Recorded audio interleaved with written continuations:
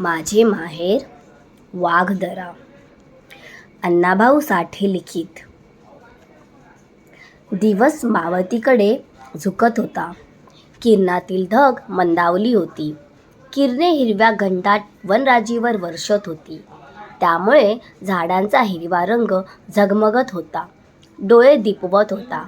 वाटेगावातून निघालेला एक गाडीमार्ग त्या किर्र झाडीत शिरून अनेक नागमोडी वळणे घेत एक डोंगर चढून टाळगावावर उतरत होता. सावळा वाघदऱ्याकडे निघाला होता. त्याचा अवखळ कारवानी घोडा आज शांत चालत होता. सावळ्याचा धिप्पाड देह त्याच्या अफाट करणीला साजत होता. मोठे मस्तक, त्यावर तेवढेच मोठे पागोटे, रुंद चेहरा, तीक्ष्ण डोळे, दाट भुवया, नोकरदार नाक, पिळदार मिशा, भरदार गर्दन, प्रचंड छाती आणि हातात तव्या एवढी लकलकीत कुऱ्हाड असा तो सावळा घोड्यावर बसला होता. त्याची नजर त्याच्या पुढे धावत होती. समोरच्या डोंगरावरून दोन माणसे खाली येताना सावळ्याला दिसली. त्यापैकी एक स्त्री होती आणि एक पुरुष होता. ते दोघे कोण असतील याचाच विचार सावळा करू लागला. त्याने घोड्याला टाच मारली. तो वळणापाठी वळणे ओलांडू लागला. तो वेगाने पुढे जात होता आणि ती दोन माणसे भराट्याने खाली येत होती. एका वळणावर ती सावळ्याला दिसायची तर दुसऱ्या वळणावर ती दृष्टीआड व्हायची.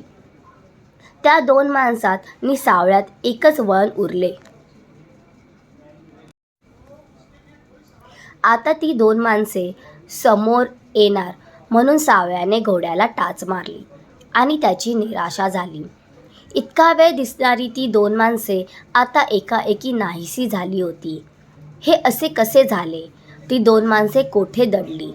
सावळ्याने त्या मार्गावर पाचोळ्यात उमटलेली पावले पाहिली आणि ज्या ठिकाणी त्या दोन माणसांनी मुख्य मार्ग सोडला होता त्या जागी त्यानेही मार्ग सोडला आणि किर्र झाडीत तो त्यांचा शोध करत जाऊ लागला. जाता जाता त्याने बाजूच्या उंच गांजणीच्या गवतावर पाहिले आणि चकित होऊन तो थांबला. समोरचं गांजणीचे गवत शांत उभे होते, पण काही कांड्यांचे शेंडे थरथर कापत होते. तो प्रकार सावळ्याने हेरला. तो धारदार आवाजात गरजला, आता बाहेर या. तशी ती दोन माणसे थरथर कापत बाहेर येऊन गुन्हेगाराप्रमाणे सावळ्यापुढे उभी राहिली. त्यापैकी एक तरुण मुलगी होती. तिच्या तर तोंडचे पाणीच पळाले होते. सावळ्याने त्या तरुणीला पायाच्या नखापासून ते डोकीच्या केसापर्यंत न्याहाळून घेतले आणि आपली नजर दुसऱ्या इसमाकडे वळवली.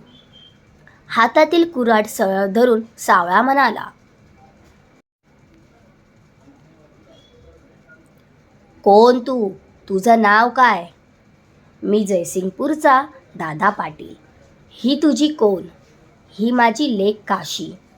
दादा पाटील काखीतील गाठोडे खाली ठेवून हात जोडून म्हणाला, तुझं नाव मी ऐकून हाय. तुझा बोलबाला मला ठाव हाय. हे दागिनं घे, पण सावळा माझ्या लेकीच्या अंगाला हात लावू नको. मी लेकीच्या अब्रूसाठी 2000 रुपये देईन. तेवढ्यात सावळ्याची जोरदार चपराक दादा पाटलाच्या तोंडावर कडाडली. तसा तो कोलमडून खाली पडला. काशीबाई किंचाळली. सावळा कुऱ्हाड उगारून गरजला, उठून उभा राहा. आता मारू नको. दादा पाटील गाळ चोळत उठला.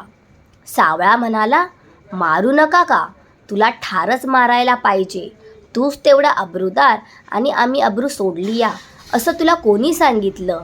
बोल. माझं चुकलं, दादा पाटील खिन्न सुरात म्हणाला. सावळा एक पाऊल पुढे टाकून म्हणाला, सरळ उभा राहा. कुठं गेला होतास? टाळगावाला, काशीबाईला सासरी घेऊन. मग परत का आणलीस? जावई काशीला घरात घेत नाही. कशापायी घरात घेत नाही? लग्नात म्या हुंडा कबूल केला होता. ती रक्कम माझ्यानं चुकवली गेली नाही म्हणून. किती हुंडा कबूल केला होतास? 15,000. एवढी रक्कम का कबूल केलीस? लेकीच्या सुखासाठी आणि मातभर पावना जोडावा म्हणून. तू हैवान आहेस. सावळा जळजळीत स्वरात म्हणाला, तुझ्या जावयाचा नाव? टाळगावचा राजाराम पाटील. दादा पाटील पडक्या आवाजात उत्तरला. मग चल तर. सावळा गरजला. कुठं? दादाला कापरं भरलं. सावळा भडकला. म्हणाला, माझ्या मागून गुमान चल. बरं चलतो. ते तिघे मुख्य वाटेवर आले. घोडा तसाच उभा होता. त्याच्याकडे पाहत पुन्हा सावळ्याने हुकूम केला, पोरीला घोड्यावर बसव आणि चल. दादा पाटलाने काशीला घोड्यावर बसवली. आता कसला प्रसंग वाढून ठेवला आहे याचा विचार करून काशीचा प्राण कंठात आला होता. सावळा काशीला घेऊन टाळगावची वाट चालू लागला. दिवस बुडाला. कडूसे पडले. तोंड ओलक मोडली. सावळा काशीला घेऊन टाळगावात शिरला. राजाराम पाटलाच्या वाड्यापुढे येताच त्याने वाघ गरजावा तशी आरोळी ठोकली. राजाराम पाटला, भाई रे. ती हाक ऐकून राजाराम चमकला. अशी उर्मट हाक कुणी मारली? त्याला राग आला. चटकन उठून त्याने कुऱ्हाड घेतली. कंदिलाच्या प्रकाशात त्याची कुऱ्हाड चमकली. तो डिरकला. कोण हाय? मी सावळा हाय. सावळा म्हणाला. ती कुऱ्हाड तिथंच टाकून मोहरं ये, नाही तर तुझं मुंडकं वाघदऱ्याकडे जाईल. चल ये. सावळा हे नाव आणि ती जबर धमकी ऐकून राजारामची हातची कुऱ्हाड गळून पडली. त्याला धडकी भरली.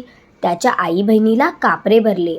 म्हातारा भेदरला आणि राजाराम अंगणात आला. म्हणाला, ना ना नाईक, काय म्हणता? ही बाई कोण हाय? सावळ्याच्या डोळ्यात जाळ पेटला. त्याची कुऱ्हाड लकाकली. ही माझी बायको काशी. राजाराम रडवा चेहरा करून उत्तरला. हिला घरात का घेत नाहीस? सावळ्याने करड्या सुरात सवाल केला. एक पाऊल पुढे टाकले. वातावरण तंग झाले. राजारामाची पाचावर धारण बसली. म्हणाली, चूक झाली, माफी करावी.